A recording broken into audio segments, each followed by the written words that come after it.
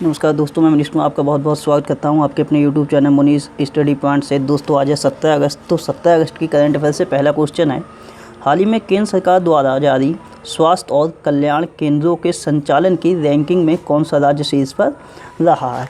तो हाल ही में केंद्र सरकार के द्वारा स्वास्थ्य और कल्याण केंद्रों के संचालन की एक रैंकिंग जारी की गई है और इस सूची में जो राज्य रहा है वो पंजाब राज्य शीर्ष पर रहा है। मतलब कि जितने भी स्वास्थ्य और कल्याण केंद्र हैं तो उनके मैनेजमेंट की रैंकिंग में जो शीर्ष पर राज्य रहा है वो पंजाब राज्य रहा है। बात करते हैं पंजाब की, तो पंजाब की राजधानी चंडीगढ़ है, मुख्यमंत्री हैं कैप्टन अमरिंदर सिंह, राज्यपाल हैं बीपी सिंह बदनौर और पंजाब का जो हाई कोर्ट है चंडीगढ़ हाई कोर्ट, उसके मुख्य न्यायाधीश हैं रविशंकर झा। अभी आपके लिए पता होगा तो कुछ समय पहले ही एशिया के पहले गैल्वनाइट कंटिन्यूस गैल्वनाइट रीबार का उद्घाटन किया गया था। कहाँ पे? तो पंजाब के गोविंदगढ़ में। उससे पहले अगर बात करेंगे तो पंजाब की पहली महिला मुख्य सचिव भी बनी थी। इनका क्या नाम था? तो इनका नाम था बिनी महाजन। और फसाई द्वारा फूड सेफ्टी जो इंडेक्स आया था उसमें केंद्र शासित प्रदेशों में जो पहले स्थान पर कौन रहा था? तो ये चंडीगढ़ रहा था। उससे पहले अगर बात करेंगे तो मिशन फतेह नामक गीत लॉन्च किया था पंजाब राज्य की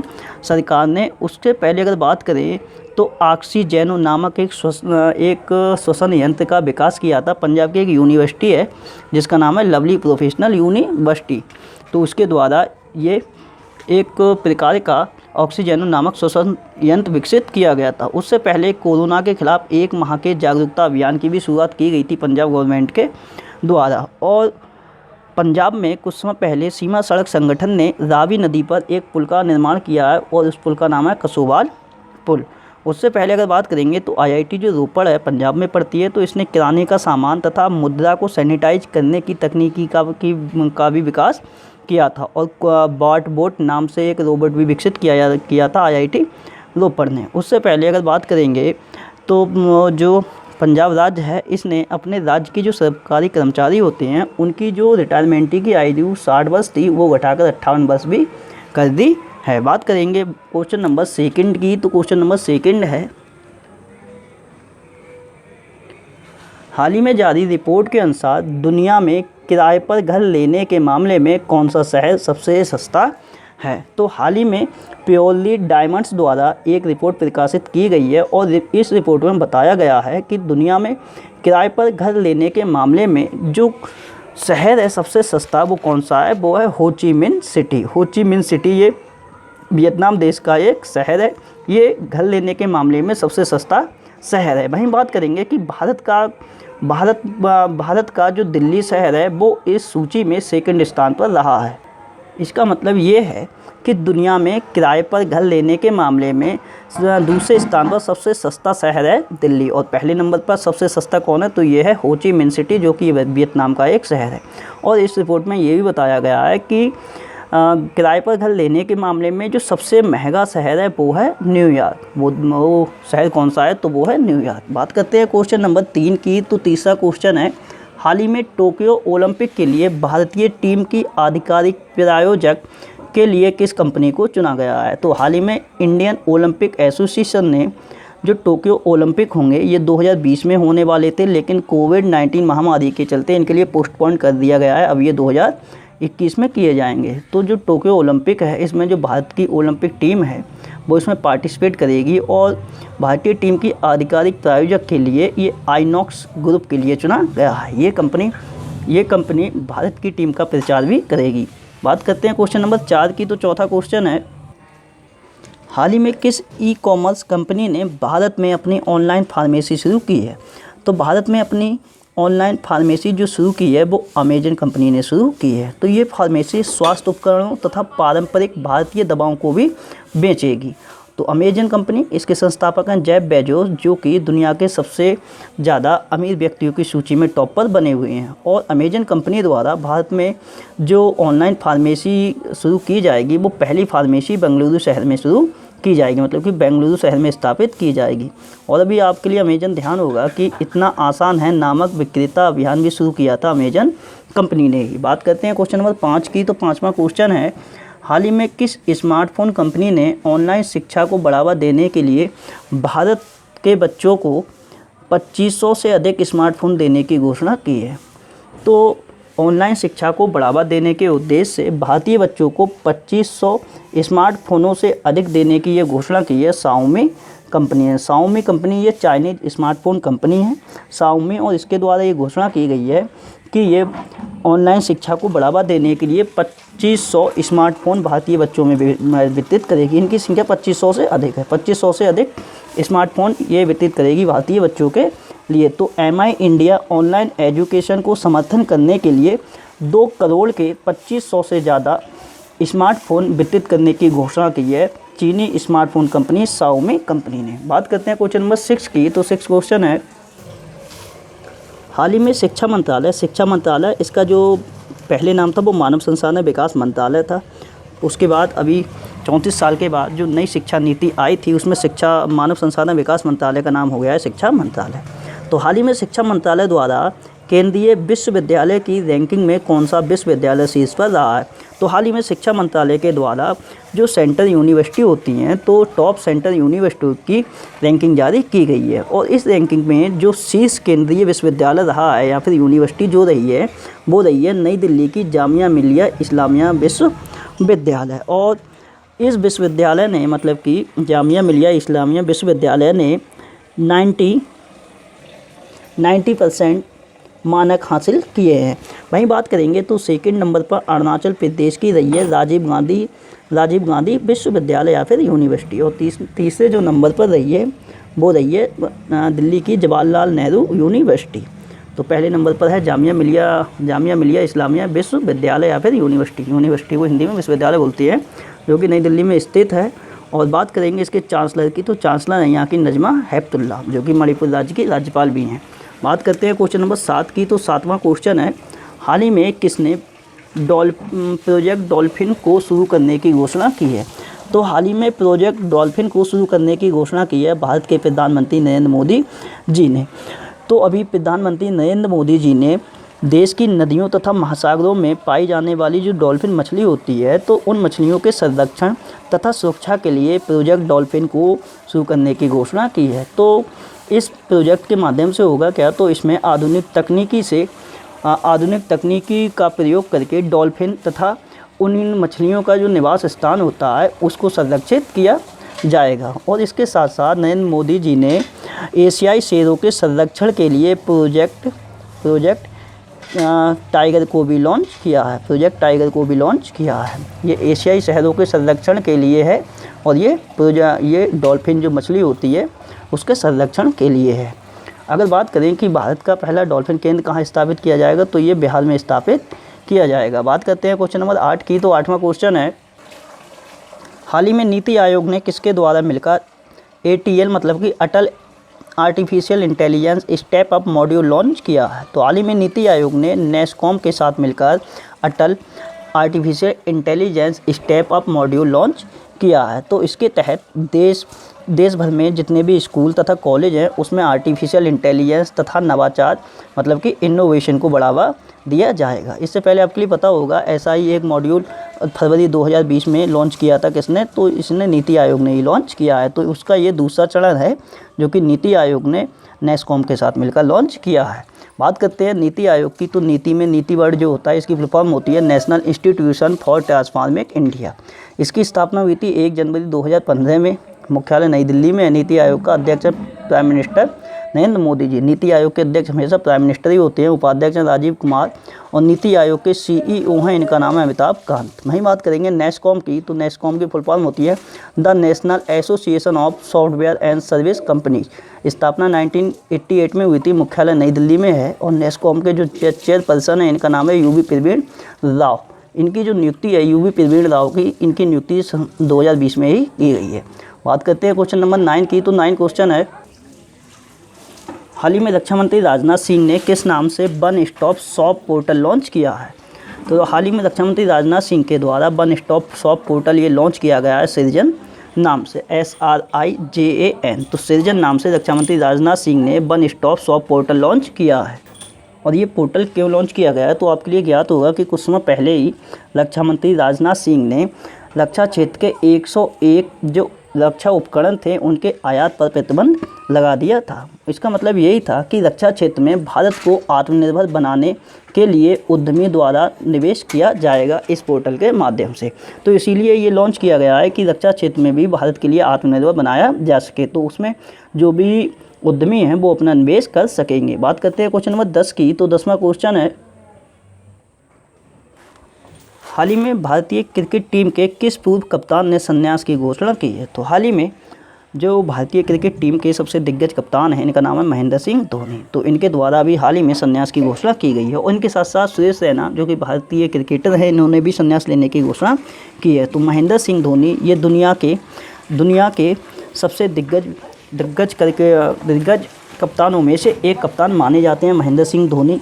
और ये ऐसे दुनिया के पहले कप्तान हैं जिन्होंने कि आईसीसी की तीनों ट्रॉफियाँ जीती हैं। इन्हीं के नेतृत्व में आईसीसी की तीनों ट्रॉफियाँ जीती गई हैं भारत के द्वारा। जैसे बात करें तो 2007 का आईसीसी T20 विश्व कप इन्हीं के नेतृत्व में जीता गया था। 2011 का जो वनडे विश्व कप हुआ था उसका भी नेतृत्व महेंद्र सिंह धोनी ने किया था, उसमें भी भारतीय टीम विश्व विजेता बनी थी। उसके बाद 2013 की जो चैंपियंस ट्रॉफी थी उसमें भी महेंद्र सिंह द्वारा नेतृत्व किया गया था, जिसमें भारत के लिए विजय हासिल की हुई थी। बात करें अगर महेंद्र सिंह धोनी की, तो महेंद्र सिंह धोनी ने जो वनडे इंटरनेशनल क्रिकेट हैं उसमें 350 मैचों में 10,773 रन बनाए हैं। भाई 90 टेस्ट मैचों में 4,876 रन बनाए हैं और 98 T20 मैचों में 1,670 रन बनाए हैं। और महेंद्र सिंह धोनी ने 2004 में डेब्यू किया था बांग्लादेश के खिलाफ। और बात करें तो महेंद्र सिंह धोनी IPL की एक टीम है जिसका नाम है चेन्नई सुपर किंग, उसका भी नेतृत्व करते हैं। तो इन्होंने अपने नेतृत्व में IPL जो टीम है चेन्नई सुपर किंग, उसके लिए भी 3 बार विजय दिलाई है। उसके बाद अब बात करते हैं सुरेश रैना की, क्योंकि इन्होंने भी संन्यास लेने की घोषणा की है महेंद्र सिंह धोनी के साथ में। तो सुरेश रैना ये भारतीय क्रिकेटर हैं और ये जो आईसीसी की जो तीनों ट्रॉफियाँ थी, जैसे कि 2007 का ये T20 विश्व कप, 2011 का वनडे विश्व कप और 2013 की ये चैंपियंस ट्रॉफी, तो ये तीनों ट्रॉफियाँ जीतने में ये सुरेश रैना जो थे उस टीम का सदस्य भी रहे थे। तो ये भी याद करके चलना, सुरेश रैना उस टीम के सदस्य भी रहे थे जिन्होंने 19 टेस्ट मैचों में 768 रन बनाए हैं, 226 वनडे मैचों में 5,615 रन बनाए हैं, 78 T20 मैचों में 1,605 रन बनाए हैं। बात करते हैं क्वेश्चन नंबर 11 की। तो 11वां क्वेश्चन है, हाल ही में 74वें स्वतंत्रता दिवस के अवसर पर प्रधानमंत्री नरेंद्र मोदी ने किस केंद्र शासित प्रदेश को ऑप्टिकल फाइबर केबल से जोड़ने की घोषणा की है? तो प्रधानमंत्री नरेंद्र मोदी जी ने जो लक्षद्वीप केंद्र शासित प्रदेश है, इसको ऑप्टिकल फाइबर केबल से जोड़ने की घोषणा की है। तो आपके लिए ज्ञात होगा कि अभी कुछ समय पहले ही चेन्नई से लेके और अंडमान निकोबार द्वीप समूह की जो राजधानी है पोर्ट ब्लेयर, तो वहाँ तक 2300 किलोमीटर तक ये ऑप्टिकल फाइबर से इसके लिए जोड़ा गया था। तो अब लक्षद्वीप के लिए अंडर सी ऑप्टिकल फाइबर केबल से जोड़ा जाएगा। और ये क्यों जोड़े जा रहे हैं? तो हाई स्पीड इंटरनेट कनेक्टिविटी प्रदान करने के लिए। बात करते हैं क्वेश्चन नंबर 12 की। तो 12वां क्वेश्चन है, हाल ही में कौशिक खन्ना किस एयरलाइन कंपनी के नए CEO मतलब कि चीफ एग्जीक्यूटिव ऑफिसर, मुख्य कार्यकारी अधिकारी नियुक्त किए गए हैं? तो कौशिक खन्ना हाल ही में जो गो एयरलाइंस कंपनी है इसके नए CEO नियुक्त किए गए हैं। और ये जो जगह लेंगे वो विनय दुबे की जगह लेंगे। विनय दुबे की जगह अब कौशिक खन्ना के लिए गो एयर का नया CEO नियुक्त किया गया है। बात करते हैं गो एयर की। तो इसकी स्थापना 2005 में की गई थी और मुख्यालय कहाँ है? तो मुख्यालय है मुंबई में। बात करेंगे क्वेश्चन नंबर 13 की। तो 13वां क्वेश्चन है, हाल ही में कोविड टेस्ट कराने के मामले में कौन सा राज्य शीर्ष पर रहा है? तो हाल ही में कोविड टेस्ट कराने के मामले में जो शीर्ष पर राज्य रहा है वो रहा है उत्तर प्रदेश। मतलब कि उत्तर प्रदेश में सबसे ज़्यादा टेस्ट किए जा रहे हैं। तो कोविड टेस्ट कराने के मामले में उत्तर प्रदेश पहले स्थान पर रहा है। अब तक उत्तर प्रदेश में 36 लाख से ज़्यादा कोविड टेस्ट हो चुके हैं और लगभग प्रतिदिन 1 लाख कोविड टेस्ट हो रहे हैं उत्तर प्रदेश में। बात करेंगे उत्तर प्रदेश की राजधानी लखनऊ में है। मुख्यमंत्री योगी आदित्यनाथ जी हैं। राज्यपाल हैं आनंदीबेन पटेल, जिनके द्वारा अभी स्वयं प्रभा नाम से शैक्षिक चैनल लॉन्च किया गया था। उसके बाद राज्यपाल हैं यहाँ के आनंदीबेन पटेल, और उत्तर प्रदेश राज्य का जो हाईकोर्ट है, इलाहाबाद हाईकोर्ट, उसके मुख्य न्यायाधीश हैं गोविंद माथुर। बात करेंगे उत्तर प्रदेश संबंधित कुछ अन्य पॉइंटों की, तो उत्तर प्रदेश की जो one district one product scheme है, तो उस स्कीम के लिए उत्तर प्रदेश गवर्नमेंट ने अभी फ्लिपकार्ट के साथ में समझौता किया है। उससे पहले वृक्षारोपण अभियान के तहत उत्तर प्रदेश के द्वारा गिनीज रिकॉर्ड भी दर्ज किया गया है। नवीन छतरी योजना लॉन्च की गई है उत्तर प्रदेश की सरकार के द्वारा, और राज्यों के किसानों को उर्वरक वितरण करने के लिए एक कार्यक्रम की भी शुरुआत की है उत्तर प्रदेश गवर्नमेंट ने। और उत्तर प्रदेश गवर्नमेंट CISF की तर्ज पर विशेष सुरक्षा बल भी गठित करेगा, ऐसी घोषणा की है। उसके पहले अगर बात करें तो कोविड-19 सहायता डेस्क स्थापित करने की घोषणा की थी यूपी गवर्नमेंट ने। उससे पहले बात करें तो मनरेगा के तहत सबसे ज़्यादा रोजगार देने वाला राज्य बना है उत्तर प्रदेश, और कोविड-19 रोगियों के लिए 1 लाख बेड तैयार करने वाला देश का पहला राज्य भी उत्तर प्रदेश ही बना है। और उत्तर प्रदेश राज्य सरकार ने घोषणा की है कि वो 800 किलोमीटर तक राष्ट्रीय व राजमार्ग के दोनों ओर औषधीय पौधे रोपित करेगा। उससे पहले बात करें तो राज्य में प्रवासन आयोग भी गठित करेगा उत्तर प्रदेश। उससे पहले अगर बात करेंगे तो 2021 में जो 11वीं हॉकी इंडिया सीनियर महिला राष्ट्रीय चैंपियनशिप होगी, उसका आयोजन भी उत्तर प्रदेश में ही किया जाएगा। उससे पहले अगर बात करते हैं तो आयुष कवच कोविड ऐप लॉन्च किया गया था उत्तर प्रदेश में, और प्लाज्मा थेरेपी शुरू करने वाला पहला सरकारी अस्पताल जो था वो उत्तर प्रदेश में लखनऊ में स्थित है, जिसका नाम है किंग जॉर्ज मेडिकल। तो उसी के द्वारा पहली बार प्लाज्मा थेरेपी शुरू की गई थी, उसी सरकारी अस्पताल के द्वारा। वहीं बात करेंगे प्लाज्मा थेरेपी सबसे पहले शुरू कहाँ हुई थी, तो वो हुई थी केरल में शुरू। और सबसे पहले प्लाज्मा थेरेपी शुरू करने वाले सरकारी अस्पताल वो कहाँ का था, तो वो उत्तर प्रदेश का था। उसके बाद प्लाज्मा थेरेपी से ठीक होने वाला मरीज़ कहाँ का था, तो वो कर्नाटक का था। उससे पहले बात करें तो जियोटेक कम्युनिटी किचन बनाने वाला देश का पहला राज्य बना है उत्तर प्रदेश, और आभासी कोर्ट के माध्यम से अदालतों में सुनवाई करने वाला देश का पहला राज्य भी बना है उत्तर प्रदेश। उससे पहले बात करेंगे तो प्रधानमंत्री गरीब कल्याण योजना के तहत उत्तर प्रदेश ने एक दिन में 3 करोड़ से ज़्यादा परिवारों को 1.5 लाख टन चावल का वितरण करके रिकॉर्ड भी कायम किया था। पूल परीक्षण करने वाला देश का पहला राज्य बना है उत्तर प्रदेश। और उत्तर प्रदेश में कोविड-19 के चलते टीम 11 का भी गठन किया गया था। और उससे पहले बात करें तो उत्तर प्रदेश राज्य सरकार के द्वारा एक घोषणा की गई थी कि उत्तर प्रदेश प्राथमिक स्वास्थ्य केंद्रों पर आरोग्य मित्र की नियुक्ति करेगा। और भारत तथा ब्रिटेन के बीच जो 5वां वायुसेना अभ्यास हुआ था, जिसका नाम था इंद्रधनुष, उसका आयोजन भी उत्तर प्रदेश के हिंडन एयरबेस जो कि गाजियाबाद में स्थित है, वहाँ पर किया गया था। हाल ही में किस भारतीय शहर में कोविड-19 की सबसे सस्ती दवा जिसका नाम है फेबलो को लॉन्च किया गया है? तो ये दवा लॉन्च की गई है हैदराबाद शहर में। तो एक जेनेरिक फार्मा कंपनी है जिसका नाम है MSN ग्रुप, तो उसी के द्वारा ये दवा लॉन्च की गई है जिसका नाम है फेबलो। और इस टैबलेट की कीमत है वो 33 रुपये प्रति टैबलेट इसकी कीमत रखी गई है, और ये अब तक की सबसे सस्ती दवा है। बात करेंगे हैदराबाद की, चूँकि ये हैदराबाद में लॉन्च की गई है तो आपके लिए पता होगा हैदराबाद का भी एक फाउंडेशन है जिसका नाम है नंदी फाउंडेशन। उसके लिए फूड विजन 2050 पुरस्कार के लिए चयनित होने वाला वो भारतीय संगठन बना है। उससे पहले अगर बात करें तो जो IIT हैदराबाद है, तो IIT हैदराबाद ने भारत के पहले NVIDIA आर्टिफिशियल इंटेलिजेंस प्रौद्योगिकी केंद्र स्थापित करने के लिए NVIDIA कंपनी के साथ भी समझौता किया है। उससे पहले अगर बात करेंगे तो IIT हैदराबाद ने कोविड-19 के लिए कम लागत वाली आर्टिफिशियल इंटेलिजेंस आधारित टेस्ट किट भी विकसित की थी। उससे पहले अगर बात करें तो जो हैदराबाद का अंतर्राष्ट्रीय हवाई अड्डा है उसको एयरपोर्ट काउंसिल इंटरनेशनल द्वारा एशिया प्रशांत ग्रीन एयरपोर्ट रिकॉग्नाइजेशन में 2020 में प्लेटिनम रेटिंग भी प्रदान की गई थी। और अभी हैदराबाद अंतर्राष्ट्रीय हवाई अड्डे पर कोविड-19 जांच हेतु यात्रियों के लिए फीवर स्क्रीनिंग प्रणाली की भी स्थापना की गई है।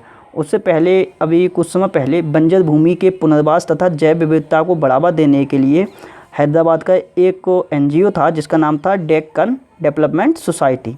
तो इस फाउंडेशन के लिए मोनाको फाउंडेशन अवार्ड से भी सम्मानित किया गया है। बात करेंगे क्वेश्चन नंबर 15 की, तो 15वां क्वेश्चन है हाल ही में किस IIT संस्थान के द्वारा कमरा कीटाणुनाशक उपकरण विकसित किया गया है?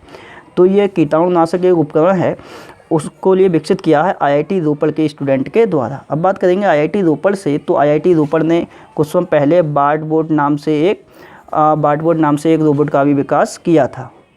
और आईआईटी रोपड़ के द्वारा ही किराने का जो सामान होता है उसके साथ साथ जो सिक्के वगैरह रहते हैं, मतलब कि जो करेंसी के जो सिक्के होते हैं उसको सैनिटाइज करने के लिए एक तकनीकी का भी विकास किया था आईआईटी रोपड़ ने। और बार्टबोर्ड नाम से एक रोबोट भी विकसित किया था आईआईटी रोपड़ ने। बात करते हैं क्वेश्चन नंबर 16 की। तो 16वां क्वेश्चन है, हाल ही में किस राज्य के विश्वविद्यालय द्वारा इलेक्ट्रॉनिक मास्क विकसित किए गए हैं?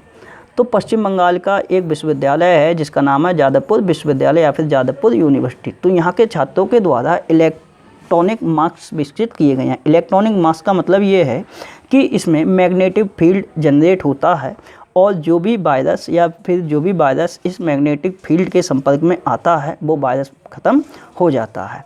तो यही मास्क हैं इलेक्ट्रॉनिक मास्क, जो कि पश्चिम बंगाल की एक यूनिवर्सिटी है जिसका नाम है जादवपुर यूनिवर्सिटी। तो यहाँ के छात्रों के द्वारा इन मास्कों का विकास किया गया है। बात करते हैं कल जो क्वेश्चन पूछे थे उनके आंसरों की। तो कल आपसे पहला क्वेश्चन पूछा गया था। तो पहला क्वेश्चन था कर्मसाथी प्रकल्प योजना किस गवर्नमेंट ने लॉन्च की है? तो इसका आंसर था पश्चिम बंगाल। दूसरा क्वेश्चन था सबसे ज़्यादा कमाई करने वाले एक्टर कौन बने हैं? तो इनका नाम है ड्वेन रॉक जॉनसन। वहीं बात करेंगे भारत में पहले स्थान पर कौन रहे हैं? तो अक्षय कुमार रहे हैं। और ऑल ओवर वर्ल्ड में वो किस स्थान पर रहे हैं? तो ऑल ओवर वर्ल्ड में वो रहे हैं 6ठे स्थान पर। वहीं बात करेंगे पॉजिटिव पे नामक सुविधा शुरू किसने की थी? तो रिजर्व बैंक ऑफ इंडिया के द्वारा पॉजिटिव पे नामक एक सुविधा शुरू की गई थी। चौथा क्वेश्चन था इतना आसान है नामक विक्रेता अभियान, ये किसने लॉन्च किया? तो अमेजन कंपनी के द्वारा ये लॉन्च किया गया था। पांचवा क्वेश्चन था अमेरिका के उपराष्ट्रपति पद के लिए टिकट पाने वाली पहली भारतीय मूल की अमेरिकन महिला कौन बनी है? तो इनका नाम है कमला हैरिस। और उसके साथ छठा क्वेश्चन मैंने पूछा था ICAR मतलब कि Indian council of agriculture research के डेटा रिकवरी सेंटर का नाम क्या था जिसकी लॉन्चिंग कृषि मंत्री नरेंद्र तोमर सिंह द्वारा की गई थी? तो इसका आंसर था कृषि में एक। सातवां क्वेश्चन था अरुणोदय योजना किस स्टेट गवर्नमेंट द्वारा लॉन्च की गई है? तो इसका आंसर था असम।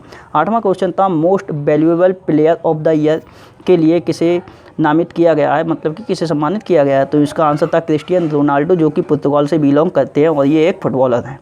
नौवां क्वेश्चन था नियर बाई शेयर नामक शेयरिंग फीचर है ये किसने लॉन्च किया था? तो इसका आंसर था गूगल। 10वां क्वेश्चन था our only home a climate appeal to the world नामक एक पुस्तक लिखी गई है जो कि नवंबर में रिलीज की जाएगी। इस पुस्तक के लेखक कौन है? तो इनके पुस्तक के लेखक हैं दलाई लामा। 11वां क्वेश्चन था केन्या में भारतीय उच्चायुक्त के रूप में किसे नियुक्त किया गया है? तो इनका नाम है वीरेंद्र पाल। और 12वां क्वेश्चन था उड़ीसा ललित कला अकादमी द्वारा धर्म पद पुरस्कार से किसे सम्मानित किया गया है? तो इनका नाम है सुदर्शनम साहू।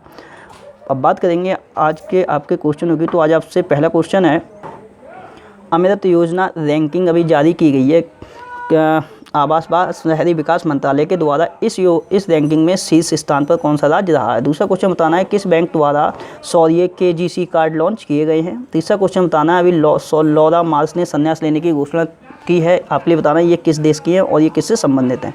चौथा क्वेश्चन है फिट इंडिया फ्रीडम रन नामक कार्यक्रम का आयोजन किस मंत्रालय के द्वारा किया जा रहा है? पांचवा क्वेश्चन बताना है अहमदाबाद में जो अंजलि चौराहा है उस पर एक ब्रिज बनाया गया है और मतलब कि उस पर एक ब्रिज बना है तो उसका नाम अभी किसके नाम पर रखा गया है? छठा क्वेश्चन बताना है एयरपोर्ट अथॉरिटी ऑफ इंडिया द्वारा किस एयरपोर्ट को मोबाइल कमांड पोस्ट वाहन दिया गया है? एयरपोर्ट अथॉरिटी ऑफ इंडिया मतलब कि भारतीय विमानपत्तन प्राधिकरण द्वारा किस एयरपोर्ट को मोबाइल कमांड पोस्ट वाहन प्रदान किया गया है? सातवां क्वेश्चन बताना है मूल्य निगरानी व संसाधन इकाई की स्थापना कहाँ की जाएगी? अभी जो रसायन व उर्वरक मंत्री हैं डॉक्टर DV सदानंद गौड़ा, तो उनके द्वारा अभी मूल्य निगरानी व संसाधन इकाई स्थापित करने की घोषणा की गई है। वो इकाई कहाँ स्थापित की जाएगी?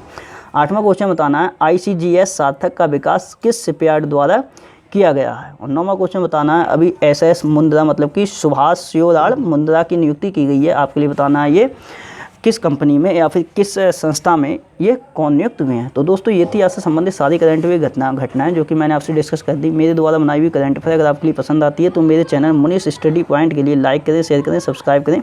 वीडियो को टाइम देने के लिए बहुत बहुत धन्यवाद। आपका दिन शुभ हो।